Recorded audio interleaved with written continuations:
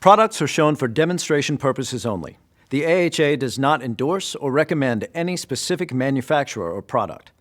In order to show skills clearly, the healthcare providers in this video do not always use personal protective equipment, such as gloves. The following information represents American Heart Association guidelines and best practices for measuring and improving the basic life support skills of the teams you work with.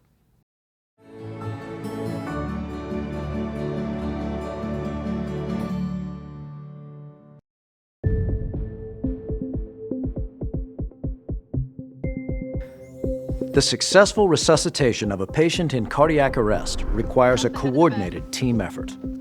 Effective teams have providers with well-defined roles, and they work together in a dynamic and timely fashion to prioritize and complete critical tasks. The team leader is responsible for coordinating these tasks and ensuring that clinical care is delivered according to American Heart Association guidelines. Delivering high-quality CPR while minimizing pauses optimizes outcomes after cardiac arrest. But because of competing priorities, it can be difficult for team leaders to continuously monitor and provide feedback on CPR quality. The CPR Coach is a new role within the resuscitation team, and it's designed to address these difficulties and promote the delivery of high-quality CPR.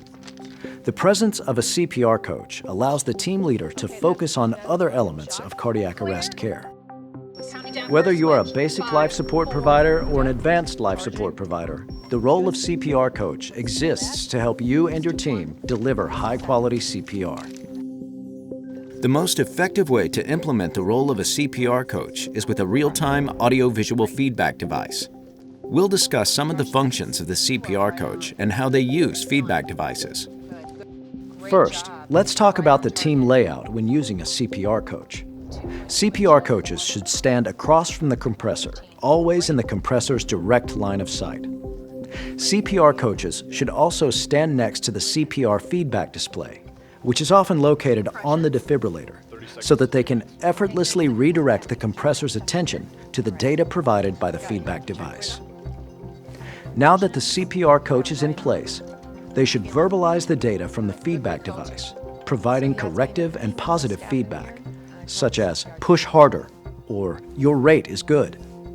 Great job, you're right on target. In addition to giving corrective feedback, CPR coaches should give mid-range targets so that providers can focus on a precise metric. An example of this would be coaching the compressor to target a rate of 110 compressions per minute, taking the average between the recommended range of 100 to 120 compressions per minute. And now you're too fast. Target heart rate is 110. The CPR coach should also coordinate the initiation of CPR and pauses in CPR. These actions can include initiating CPR, placing a CPR board if needed, analyzing the rhythm, switching compressors, defibrillating, or intubating the patient. The goal of the coach is to keep all pauses to 5 seconds or less when possible. Switch. Okay, that VF, go ahead Hover. and chart and shock. Clear. Shock. Resume. Except for intubation. Intubation should be performed by skilled providers, ideally without stopping compressions. Okay, through the cords.